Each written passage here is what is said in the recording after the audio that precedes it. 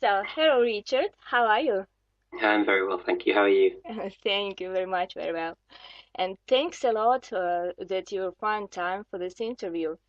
Hmm? I know Oh, that you are a really brilliant polyglot, and I have just five common questions for you. The hmm. first of all, how many languages do you know, and how many languages can you speak fluently? Oh, it's a very common question.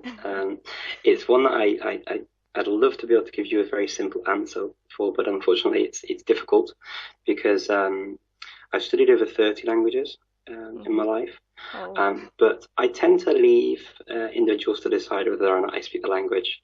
Um, I could certainly get by in maybe 20, I don't know, but it's it speaking about fluency is always relative. Hmm. Uh, there are a number that I can speak to varying degrees, from near native fluency, right the way down to intermediate, and obviously there are some at basic level. Uh-huh. But it's very difficult to judge, and when you're juggling so many languages, Yeah. um, obviously you're not always practicing every single one, and you're not always in the same country, Hmm. and so it changes. And did you learn all of them on your own or no? Well, no, not really. Um, the ones that I speak to a very very high level, ones that I've learned in the country and I've lived in the country, worked or studied in the language, and then others I've studied at university, and others I've studied on formal courses or some on my own as well. But yeah, I like to do a mix really. There's not one set way that I've learned a Hmm. language. Um, Obviously, there are techniques that I like to employ to learn, And but there are definitely different motivations and different reasons for learning each one. and do you have your own methods, or you always use traditional methods like alphabet, then grammar, then learning words, or etc. Well, I wouldn't say that I stick to one method Mm-hmm. that's written down, for example, like a book or a course, Yeah. or exclusively. I think that every learner is different, and that we all need to actually learn how we learn, is a key part of language learning. Um, one method might work for one person, another method might work better for another Yeah. person, and so I tend to adapt things to the way I learn, and I mean and that's kind of what I do, and I try and in the language community online, I try and encourage people to do the same thing, and I'll try and help them to learn the best way that they can learn too. Okay. And the other questions which very interested for me. What do you do for not forgetting languages you've learned? Mhm. Yeah, I mean, we touched on that a little bit in the first question. Yeah, yeah, yeah. Yeah, it's true that once you get past a certain number of languages, I'd Mhm, say once you get past, say, 10, mhm, it starts getting a bit trickier to keep them all at the same level and to not mhm. forget things, or to lose fluency. Maybe we say in English that it gets rusty, but Yeah. it is a challenge. There are different Mhm, ways to do it nowadays. There's the internet, which we have, and we can watch TV. For example, via my iPad, I've mhm, got TV channels in different languages. I actually work in a variety of languages, so I have contact in different languages too. And for that work, I need to sort of read and listen to, and be aware of a wide range of languages. In fact. mhm. Um, so I study actively.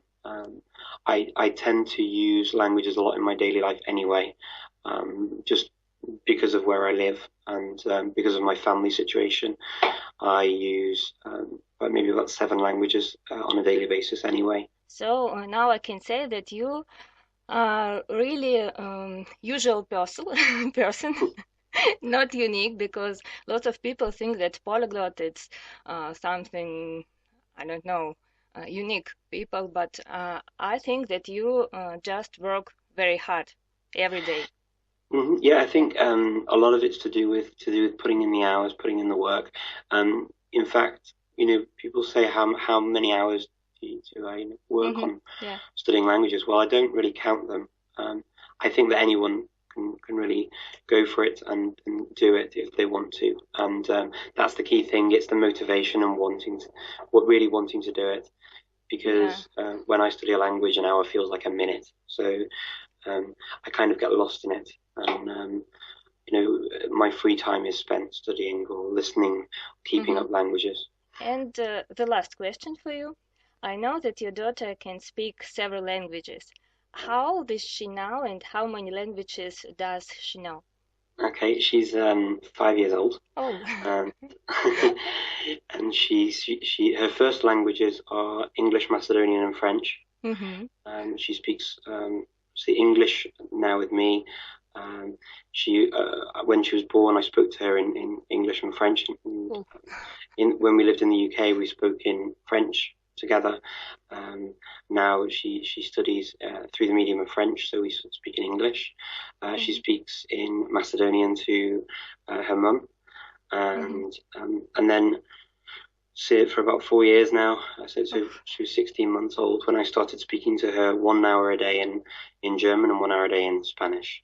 And we just do play together or just general things around the house, but we only speak Spanish or only speak German just for that hour. And we do that every day. Very interesting theme. Especially for me, because I have a child too. Children sort of, it's more natural, I think.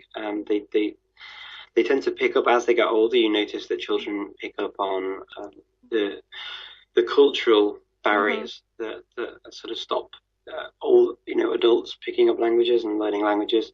The feelings of I can't do it, or I don't want to be different, or I only want to speak one language, or to be like my friends.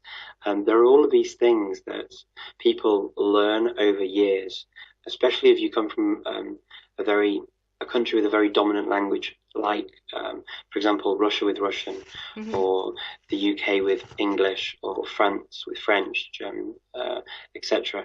They're very strong identities, very strong languages, and very strong cultures. And sometimes that can be a barrier to get over. And you notice it with children too.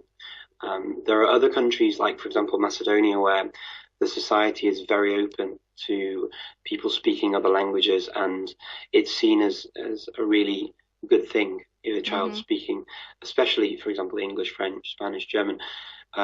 Nobody here is going to make a negative comment ever. It would always be very positive, and it's a very positive reinforcement, and that's really important, especially when bringing up a multilingual child. Very, very interesting. Thanks a lot for your answers. It was really interesting. And, you're welcome. Yeah, and I'm very glad that you're coming in Moscow to speak at the International Language Conference. So, see you at the conference. Thank you for inviting me. I'm looking forward to it too. All the best. Yeah, bye. Thank you. Bye-bye.